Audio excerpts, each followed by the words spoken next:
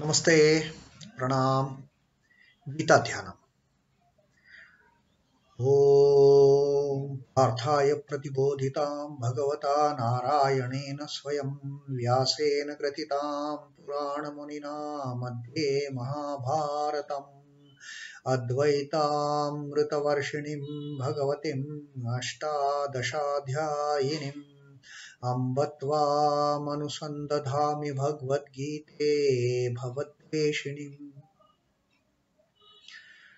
Om. Bhagavad Gita, with which Lord Narayana himself gave enlightenment to Arjuna. The ancient sage Vyasa included it in the Mahabharata.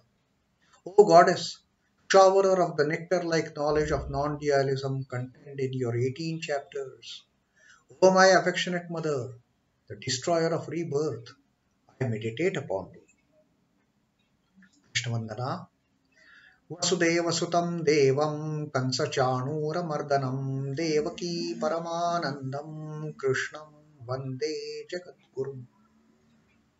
Son of Vasudeva, the slayer of Kansa and Chanur, extreme delight for Mother Devaki, O Lord Krishna, the supreme teacher of the universe, my salutations to you.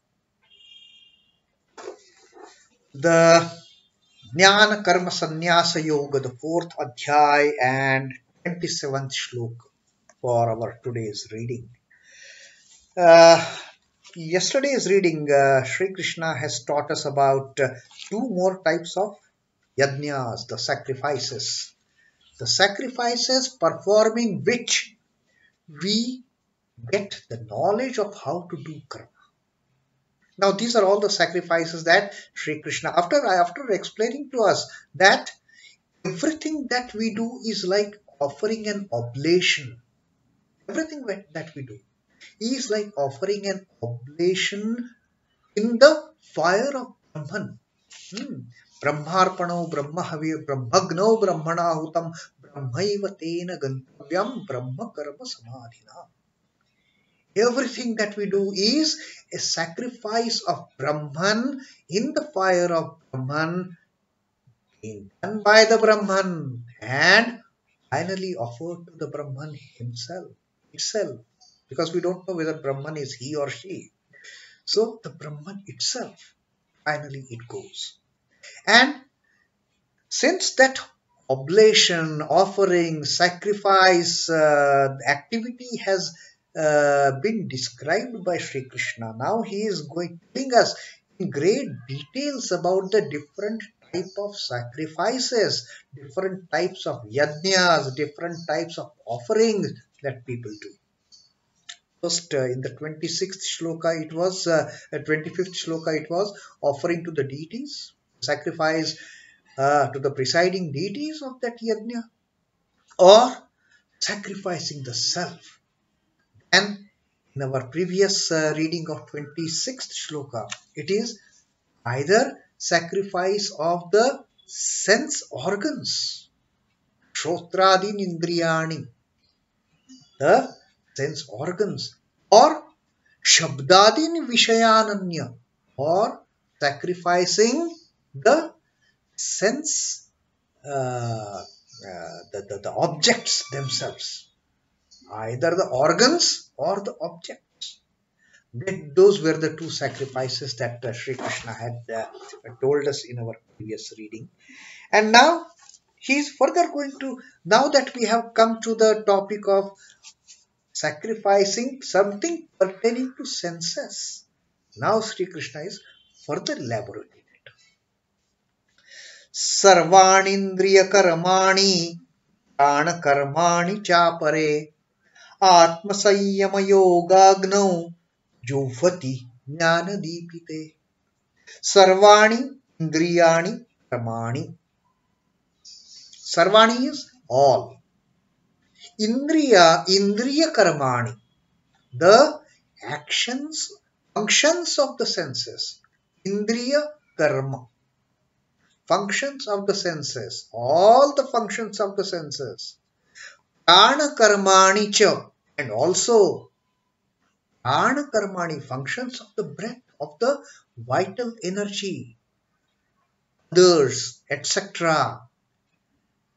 Now, the functions of sense organs, functions of the senses, and functions of the breath also, and all other types, all other functions, they are sacrificed where?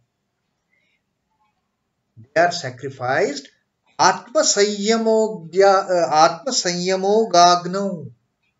Ātma-sanyama-yogāgnau.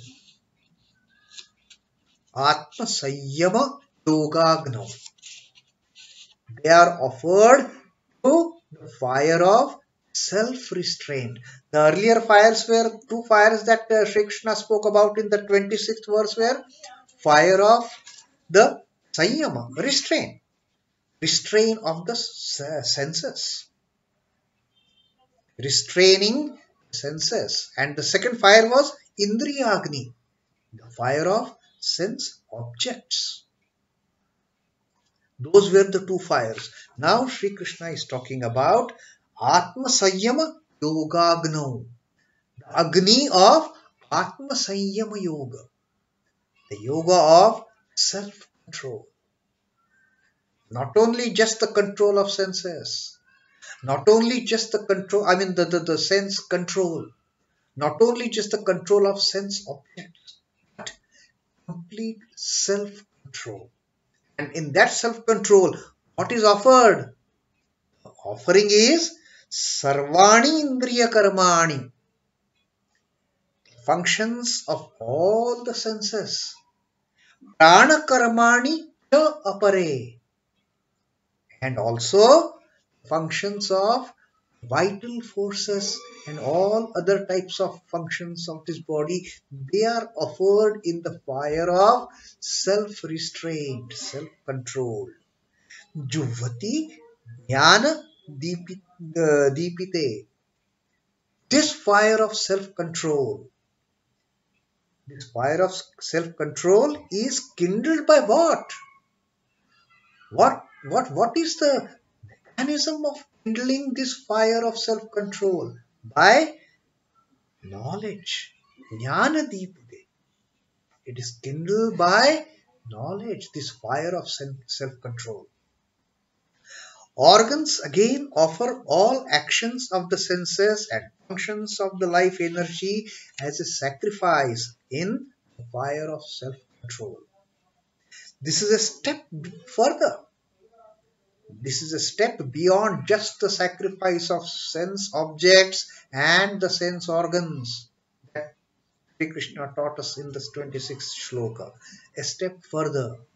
Not only that, some people also sacrifice, also offer, also burn away the functions of the senses, the functions of even the life forces of breathing and others, and all other bodily functions in the fire of self-restraint, which is the fire which is kindled by knowledge, jñāna-dīpite. And when that happens, knowledge starts dawning. Then we get the real knowledge of performing a karma. Then we get the real knowledge of karma yoga. The category of mind is a combination of sentient and insentient. Yes, it is always a combination of something which is of the senses, which is not of the senses. Its function is very much like that, of a piece of charcoal, which when put into fire becomes ember, and charcoal again when extinguished. You put it in fire, it burns to ashes. Then let it cool down. You put the coal, it burns down. And then when the fire cools, you put water. Again, that ash, it again takes the form of original charcoal which has been burned. And you use it, reuse it, you use it, reuse it, and recreate it. Mind creates the link between the self within and the objects outside.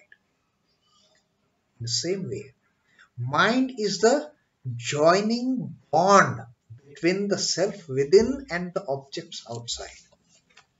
When we become happy after enjoying something through the senses, who is it that actually getting happier?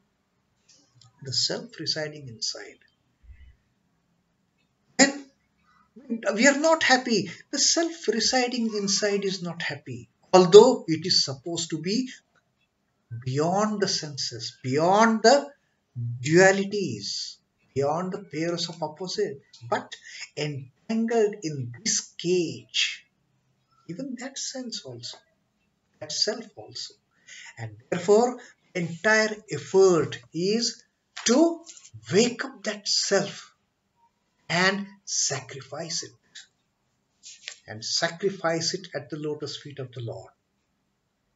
When mind is suspended in wakefulness as it does involuntarily in sound sleep, the objective world experienced by it gets negated. When we are in sound sleep, we don't perceive anything what is going outside. There might be hundreds of things which we desire so much. There might be hundreds of things which normally in our wakeful state, when we are awake, they are all great temptations for us. But when we are in sound sleep, do they tempt us? We are not even bothered those things are there. And in that state, even that little self of ours is also immersed in its own glory. It is not, there is no sense of those objects, the sense objects and the senses. The mind is suspended in wakefulness as it does involuntarily in sound sleep. The object world experienced by it get negated. When the mind gets identified with Atman, like live charcoal, it assumes the characteristics of the Atman. When we are in deep sleep, when all those objects of temptation are no more bothering us, the mind is attuned with Atman. And that is the real time when the mind is in real peace, because it is tuned to the Atman. There is no hindrance, there is no interference by the sense organs and the sense objects, nothing. We are in sound sleep. We are in fact in meditation that time. But it is not a meditation in a real sense. We have kept our senses away from the sense objects. This act is great and rare. This identification of mind with Atman here is referred to as the fire of self-control. When it happens in sound sleep, if we can make it happen when we are not asleep, that is the time when we actually offer everything to the fire of self-control. It is not just in the sound sleep. When we are awake, can we do that?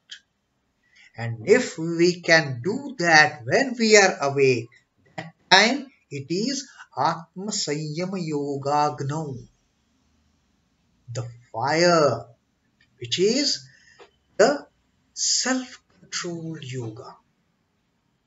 That is what Sri Krishna is telling us in this 27th shloka. This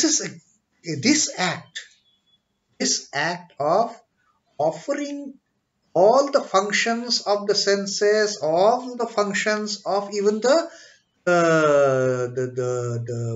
breathing and all other bodily functions, offering these functions to the fire of self-control. This act is the greatest and the rare sacrifice. Offer everything. I don't have anything of my own. My breathing is controlled by the Lord. My seeing is controlled by the Lord. My hearing is controlled by the Lord. My life is controlled by the Lord. Have that conviction, and that is the best among the sacrifices that one can do. Offer everything, offer all the functions in the fire of sacrifice, which is the fire which is kindled by knowledge.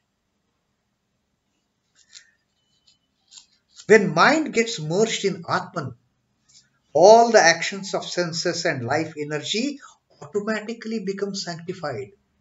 You don't have to make any extra effort to purify your mind, to purify your breath, to purify your other bodily functions. They are sanctified. They become the purest of the pure when your mind gets attuned, gets merged in the Atman, like when we are in deep sleep.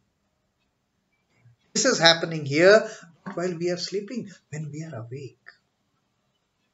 The performer of this yajna verily becomes Brahman, because this fire of self-sacrifice is kindled by knowledge. It is kindled by that jnana. It is kindled by Brahma jnana. And when we kindle this fire, when we offer everything, all our bodily functions, whether functions of senses, whether functions of the pranic functions of the prana, of our breathing, all other bodily functions, when we offer in this fire of self-sacrifice, which is kindled by Brahma-jnana, we verily become Brahman.